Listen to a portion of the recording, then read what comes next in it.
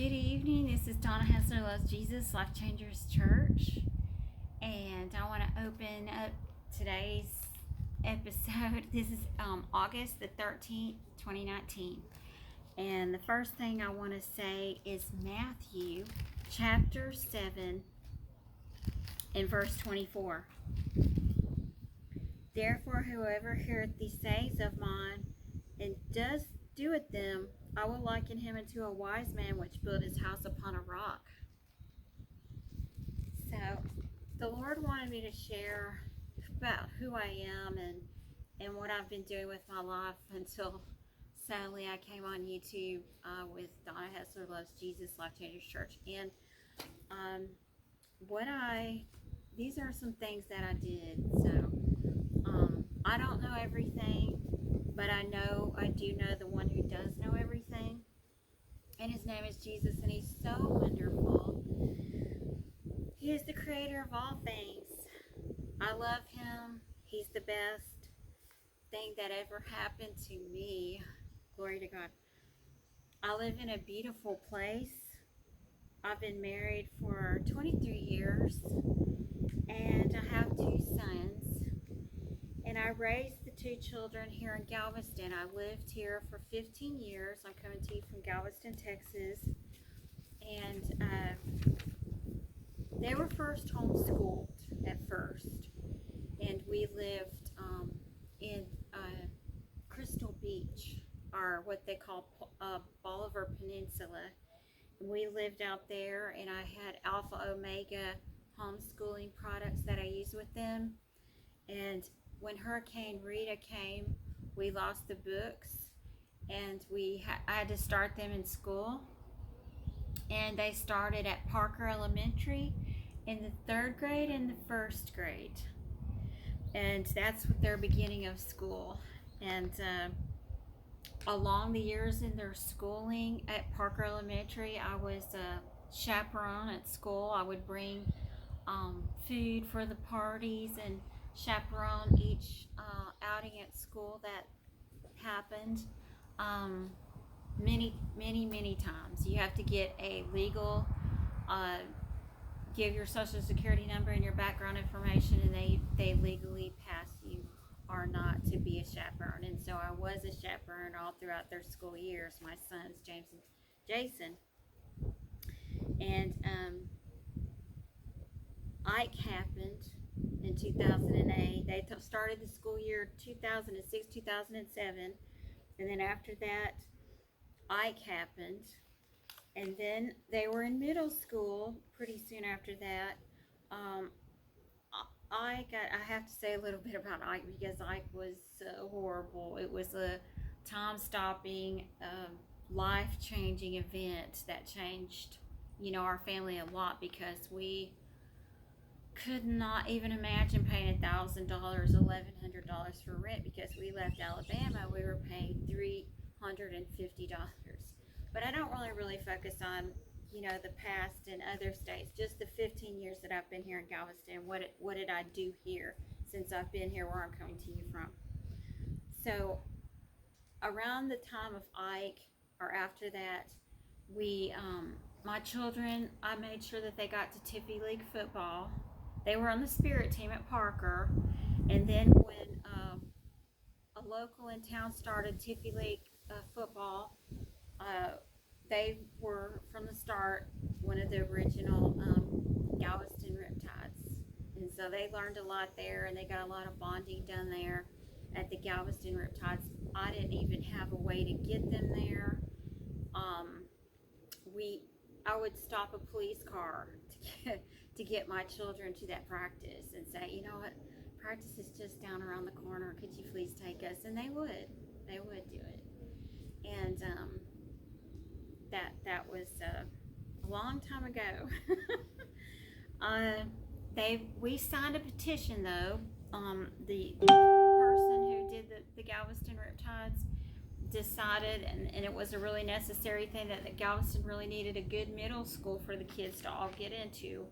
And they signed for Austin Magnet, or the STEM program, to come into Galveston. Great program. Helped my children all the way into Ball High School. And he brought that petition out on the football field, and we all signed it to come in to Galveston to get that accomplished. So I'm really proud of that fact because it helped my children all their life. It'll always help my children because it's a good school over on 14th Street in Galveston on the east end of the island. And during their school years, I worked a few jobs here and there. Just one of them was the U.S. Army Corps of Engineers. I was a security guard there, and it's really important. Though there was a little bit more than your average security guard job because I had a national security clearance for that job, and we had many dignitaries from around the country to come in.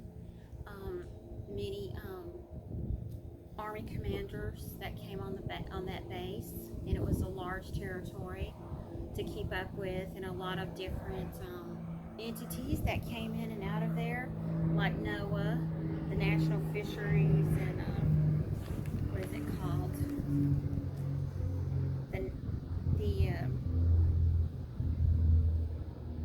The National Fisheries. They call it NOAA here. They have turtles. They have sea turtles, and they are a marine fishery. So they were really important. Mostly I guarded maps in the building. It's a high security building. Nobody moves unless you've got an ID and we know who you are and where you're going. But really all that I guarded was maps and probably people's, a little bit of their personal items. Also, I was a data entry clerk for the Voters Registration Office, the Galveston County Courthouse.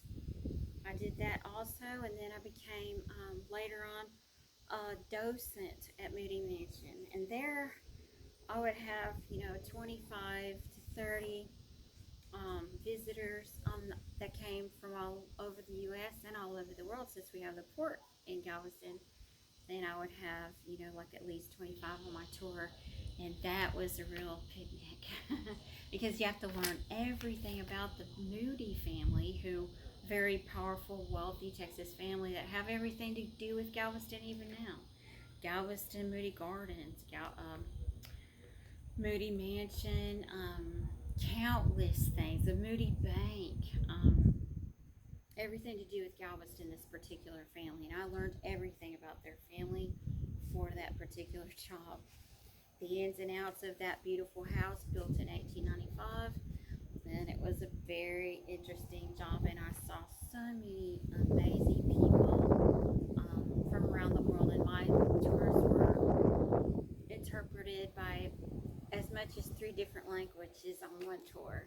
So I was speaking English, and they're speaking Italian, or they're speaking Spanish or French, and it was wonderful. I enjoyed every time. For 2 years, I enjoyed every time, and every tour that I gave. And as a matter of fact, during that time, I became an ambassador, Galveston Tourism Ambassador. During that time, I was certified at the Chamber of Commerce in Galveston Chamber of Commerce. And also, I volunteered quite a bit as well for the church vineyard. I cleaned the church for maybe a year. I was there cleaning that church every Friday. Every Friday over at the Grand Opera House, I answered the phones, and I was their receptionist on Fridays. And I would take, like, $1,000 check would come into my hands, and I was just a volunteer, but I still that's how they were there. You would still have to do that to take money. And let's see, Meals on Wheels was a really rewarding volunteer work that I did as well. Meals on Wheels, they give food to people. We've delivered food to people all over the city in really rough areas. One area, well, the first route they gave me was too rough for me, and so I had to say, you know what, I just don't feel safe going on that route. Would you give me another one? And they did. And I went on that route, and I loved it. I loved giving the food out, and the food smelled so good in the back. You just wanted to get in the box and eat it yourself. And also, I volunteered at Libby's Place Nursing Home and even the Galveston Citizens Police Academy. I went through that and was involved in that as well because I couldn't understand why Galveston had those are ducks. If you hear those ducks, I'm at a lake and you might hear the ducks. But anyway, the Galveston Citizens Police Academy, um, I wanted to know why crime was so high on the island, and they claimed it was because of the tourists. But at this time, I'm not so sure about that. We do have a lot of tourists that come to Galveston Island, however. Um, and I think that's about it, but I just wanted to tell you a little bit about myself. Who is this woman? What is she doing online and talking about Jesus? And, he's he's my mainstay, he's my everything. And everything that I do here and here on out will be about him. So I just wanted you to know, what is a little bit about my background. I don't have a college degree. I didn't officially graduate high school. I got what's called a general education diploma, and then I went to school for a year in a college level training center thing. And believe me, I still got to be a docent at Moody Mansion and tell a lot of history and facts and be, basically a teacher. And I studied and I did all these things in the worst of circumstances, in the worst of circumstances, in the hardest of circumstances. But God bless you, and I pray for your healing if you're sick, money if you need finances, whatever you need from the Lord today. I pray that it shall be yours in the name of Jesus. God bless you. I plead the blood of Jesus over you. Thank you for watching another episode of Donna Hessler Loves Jesus Life Changers Church here on October 13, 2019. I love you so much.